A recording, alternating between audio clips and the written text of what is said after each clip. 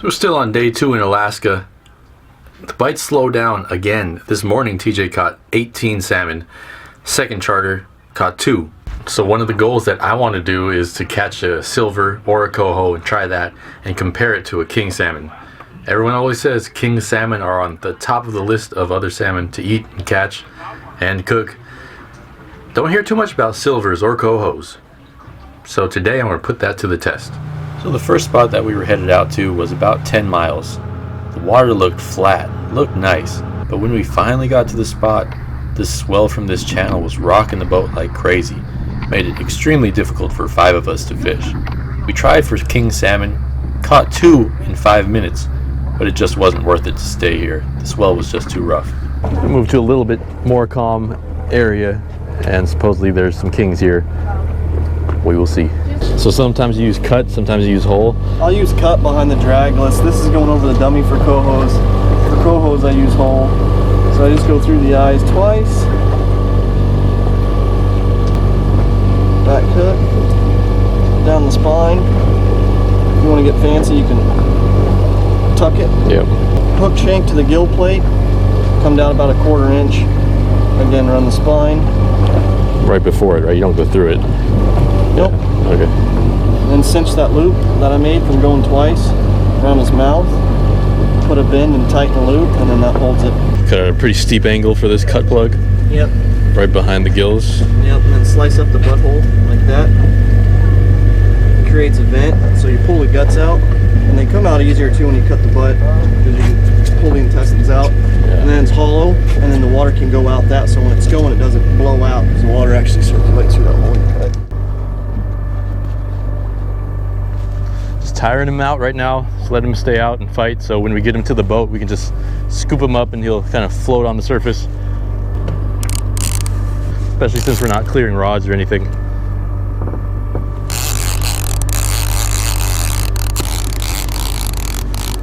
TJ, you want to net this one?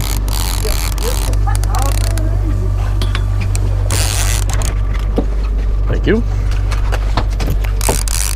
That's a nice one. Yep. So this is the bait. This is what we're using to catch the pink salmon. And a flasher. See this flasher? This little hook right here. That's it. I don't even know. That's number 6? Yeah, like 6 pinks on this little thing right here.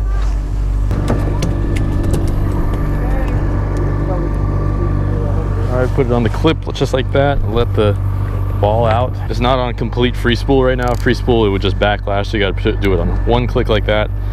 And then there's a little button here, you push it down. And there's a counter on the side and it goes down. Fishing this one at 35 feet. And we tighten the drag. And that's it. Once you get a fish, pop it off the downrigger and then fight it.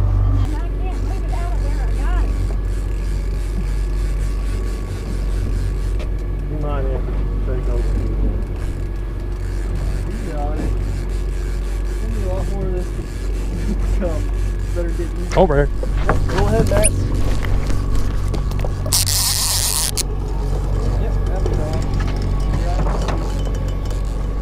I'll wait till you get that one in. Drag's a little tight, so I'll loosen it down a little bit. There you go. All right, 1 keeper king. Got a pink on right now. Hey Tom or Madge or TJ, can you net this guy? It's just a little guy, but. The front mat. Inside out. Watch out, there's a pile. There's a fish on that. So like TJ was telling us yesterday, these pinks have this spotted pattern on the tail. Their mouths are a lot different than kings too. There's no sharp teeth like kings, so you can almost just lip them. Their tongue is black. Their gums are kind of white, and their meat is like a off pinkish, orangish color.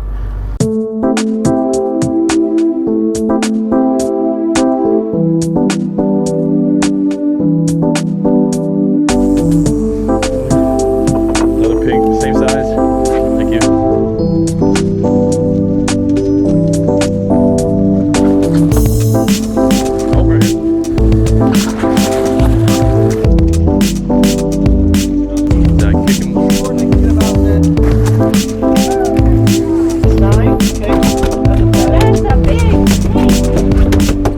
another pink. We're really trying for the kings and cohos, but these are good for bait, and we'll try to eat them a little bit later.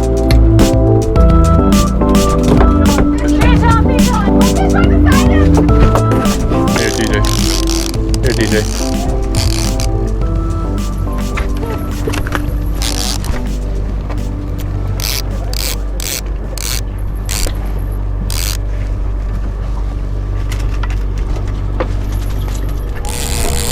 Well, that's just about how it's been today. We've got 10 plus pinks, one huge king salmon. TJ just said that in Seattle they're going for $75 a pound. So I'm fishing with Alaska Strike Zone. If you guys want to get on some fish, if you're ever coming up to Ketchikan, check out Alaska Strike Zone. They got 6 boats, I think, 6 captains going out every day, half days, full days, going for halibut, salmon, rockfish. Check them out. So we caught 11 pinks today, gutted them in here. Those are all gutted only, not filleted or anything. We're just gonna put them on ice and process them either later tonight or tomorrow. The last few I didn't process yet, so 3 more pinks, 1 big king. Yeah, Jan says that's a feeder king right there. So it's not going to spawn this year. Yeah. It's going to keep eating and growing. Oh yeah, you want to see a spawner? Come see one. All right, well, somebody's got a spawner, so let's go see how that looks. So this king is going to spawn this year, and it's already started turning colors. And the meat in this one's still good. It was caught in the ocean, but it's not going to be near as fresh as the feeder king, who is not, it would not spawn this year. The feeder king will have a lot more fat content and be a lot tastier. I think usually the rule is the chromer, brighter they are, the better they are to eat. Yeah? Yeah, definitely. All right, so I'm gonna finish gutting these last guys and then put them on ice.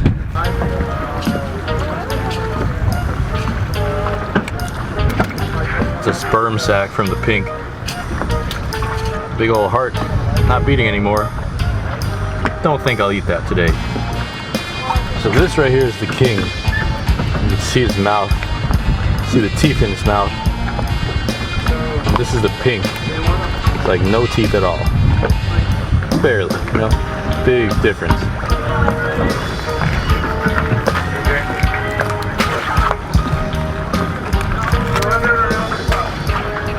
Yeah, my left hand is a pink. I mean, they look kind of similar. They look almost the same. Yeah, I think when you cut them up and fillet them, so that's a really bright pink. So that's good. That's good meat, but they are definitely different taste. Yeah.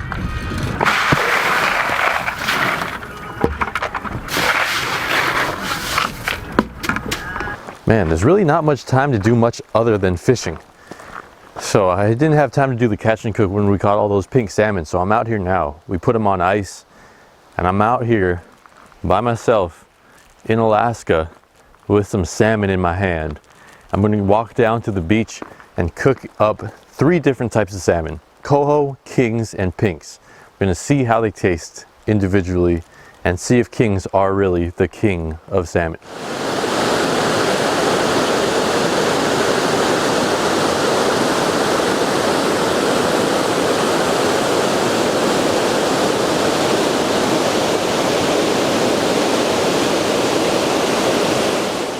So you remember what I was saying about these massive low tides? Look at the ocean, look at the water. That's all normally underwater. Look at that behind me. Man, this is a beautiful, gorgeous place, and I'm here by myself in Alaska, Ketchikan, Alaska. Honestly, I think the tide is actually dropping still. It's dropping for another half hour, and then it's gonna rise. It was a negative 4.5 yesterday. Negative 4.5, not 0.4. 4.5. That's just insane. I think it's because we're closer to the moon up here.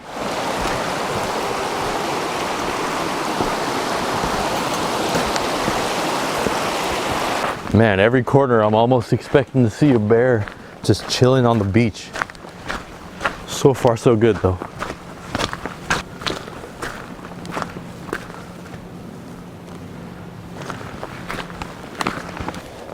All right, looks like the coast is clear for bears. Got some charcoal here and some aluminum foil, which actually makes me feel like I'm doing this wrong. There's too many man-made materials that I'm using right now. I feel like it should all be natural, but it's what I got, so I'm gonna use it today. Maybe if I come back later, I'll use a bowl drill and stuff like that. Don't have any tinder, but you happen to have some hand sanitizer, that will work really well as a substitute for lighter fluid. Cool, got a good little flame going now. I am all up on this wet seaweed though, but it's gonna be hot enough where all the water will dry out. So after we caught everything on this trip, we bagged them up. So I've got coho, king, and pink salmon in this bag. I'm gonna cook them in some aluminum foil. I'm gonna wrap them tight, salt, pepper, a little bit of butter inside. This should be a great little comparison between the top 3 salmon that you'll catch here in Alaska. So here are the 3 salmon. Got pink salmon here. I skinned this one, which might not be fair because here's the coho and the king, but this is the pink salmon. You can tell it's a slightly different color, a little bit more pale, a little bit more dull, but that is the pink. So I'm gonna put that over there. This is the coho. Now, the top 2 salmon that people eat mostly are kings right here in my left hand and cohos right here in my right hand. Now you could tell that this is the king. It's got a slightly different pattern, and this is the coho. So coho, we're gonna put them in alphabetical order so I remember.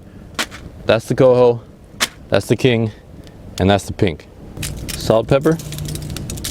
Here's a little tip if you're at the beach and you don't have anything to wash your hands on. Just use the seaweed. It's full of seawater. It'll get all the grease off. Find a little wet patch. Your hands are clean now. I'm gonna put a little bit of butter in each one. All right, and that's it. I'm just gonna wrap them up tight. All right, fire's hot. Coho, king, pink. Now we wait. 8:30 a.m. right now. We're gonna flip this at 8:33, let it cook for 3 more minutes, and then eat the rest. I'm looking around because there might be something creeping up on me somewhere. Smelling the scent. It's like when you're halibut fishing out here, you drop a 2-pound weight, you anchor up, drop a 2-pound weight with some strips of salmon, and the current brings the scent to the halibut, to the fish, to the sharks, and then they come in on it. So that's kind of what I'm doing here. I got some salmon scent floating in the wind. Some bear or something's gonna pick up the scent, come over to me, but hopefully they're not out yet. I don't think the salmon are running in the rivers. Oh, there's someone actually walking. I don't think there's any salmon running in the rivers right now, so I think I should be okay. Sound good, huh? That was only 4 minutes of cooking time. Let's see if that's enough. Oh yeah, that's done. That's the coho. Looks like salmon. Oh yeah, baby. Oh man. That's a good looking fish right there. That's a good looking fish right there too. Oh yeah. Oh, that's hot. Coho and the king look very similar. The coho has actually more red color. And last but not least, the pink, the lowly pink. It's a lot more pink. Almost smells like tuna. But there you have it. Coho, king, pink. All right, y'all, the moment we've all been waiting for. The coho, let's try that. Never tried this before in my life. I think it's cooked to perfection though. Oh yeah, not overcooked at all.